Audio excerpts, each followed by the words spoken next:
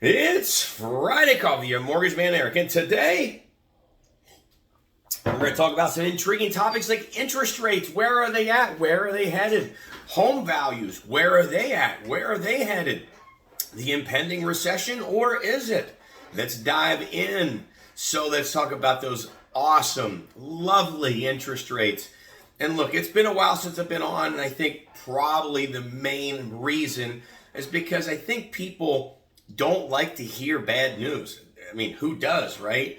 And there's just been a lot of bad news in terms of the mortgage industry and interest rates and housing values and the recession. And I think people just get tired of hearing bad news over and over. So, but here we are. Here's an update on what's going on. And mortgage interest rates continue their swing upward. Now, the Fed has come out and announced that highly likely next month in December that they plan on raising the Fed rate another 75 basis points, which puts more pressure on the already increased mortgage rates. And where are we at today? Look, today is Friday, the 21st of October, and you're probably finding that 30-year fixed mortgage rate in the low sevens. And if you would have asked me a month ago, would we ever see sevens? I would, nah, dude. We'll plateau before we get to sevens. And well, here we are. Now, I'm wondering, are we going to hit 8? Are we going to? And look, we very well may. And I feel like it's Groundhog Day in the last couple of weeks. And what do you mean by that? It's like, well, we wake up, we watch our mortgage-backed securities on whatever publication that we have for that as a loan originator. And it's like, oh, it's another 40 or another 60 basis point loss every day, which means the rate is getting worse daily.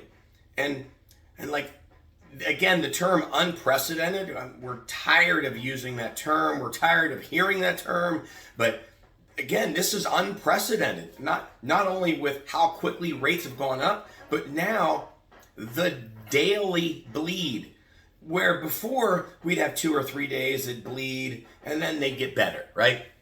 And in the last 2 weeks just hasn't been that. It's been 40 to 60 basis point loss every day for the last 2 weeks, which really just puts that much more pressure on where we're headed. Now, the grand scheme of it all, right, historically speaking, and sometimes we have to remind ourselves of that, take the 36,000 foot view, that step back. Look, in the grand scheme of it all, is a 7% rate horrifying? Well, if you compare it to where you were a year ago, sure it is. But if you compare it to historical figures and statistics, it's not. We were in sevens in the late 90s. And so here we are again. It's much better than 11, 12, 15, 17%, right? Where we were at in the 80s. So keep that in mind. Could it get worse? Yeah, it could get a lot worse. So 7%, and look, the cliche out there is marry the home, date the rate. There will be a refi boom.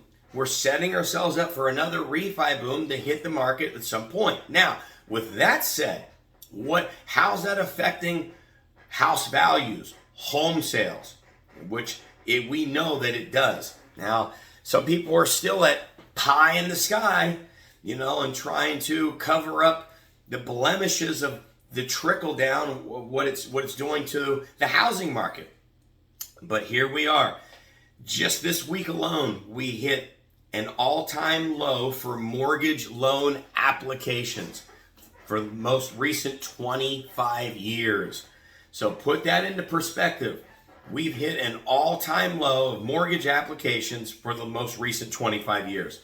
The mortgage industry has been stifled, stymied, and coming to a grinding halt. There are lenders that are closing up shop. They're leaving certain divisions. They're leaving certain regions of the country and retracting.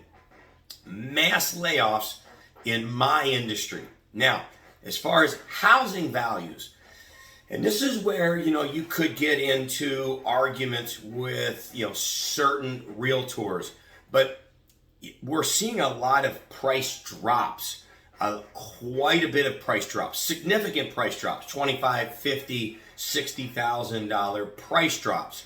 And of course, location is going to, be important with that.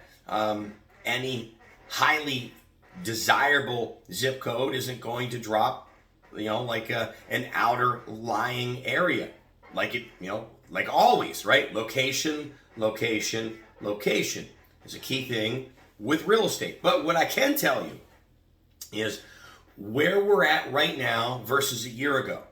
We're up 174% in sales in Maricopa County from where we were this month, this week, a year ago. We're down 30 some percent under contract. We're down 30 some percent of homes sold and closed from this week a year ago. Now, I've been saying for a while now that we're really not going to be in the thick of it until we get into the first quarter of 2023. Now, the impending recession, most know that we're technically in a recession right now. Technically speaking, a lot of people are feeling it with the inflation and gas prices and yada yada. But I think in my opinion, I've been saying, look, the first quarter of 2023. Now, if you listen to Blackstone, Jamie Dimon with Chase, I think they're predicting second or third quarter of 23 that is going to be the darkest days of our recession. I'm saying that first quarter. I've been saying that for a long time because of that hangover, the holiday hangover that we're going to get. Here's another statistic I read earlier this week. We have hit a 5-year high in Maricopa County for eviction notices going out, right? So some of these things that are happening, it takes a while to trickle down to reality, trickle out to the Joe public, if you will, and what that feels like. And I can tell you that most retail companies try to band-aid everything they possibly can through this time of the year to get through the holidays. So there's going to be a lot of fudging the numbers, in my opinion, that you'll see from now until mid-January, where they just can't fudge the numbers anymore. And so it'll be interesting when we see the Cromford report in February and March for January and February's numbers. That makes sense. They're really going to tell the tale, in my opinion, on what's going to happen in 2023. It's going to set the tone, and I guess we'll just have to wait and see, but hang on to your seats. Now, here's another question people ask me. Is it still a good time to buy a home? And my question or answer to that is yes, it is. It's still a great time to buy a home. Why do you say that? Here's why I say that. If you're going to rent's 100% interest. You're paying somebody else's mortgage payment.